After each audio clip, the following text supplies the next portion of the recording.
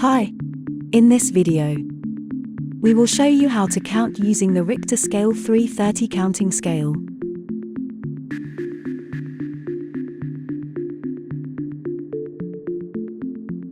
Turn the scale on and wait for the display to show 0 in all 3 windows.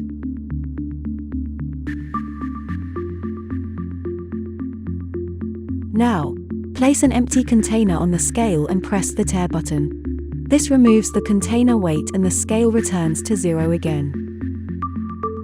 Count out a sample of the item you would like to count. The lighter the part, the larger the sample should be.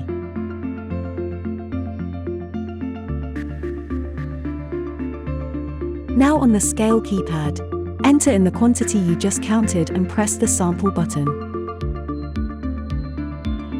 You can now add the remaining items to the container, and the scale will now display the total amount of parts.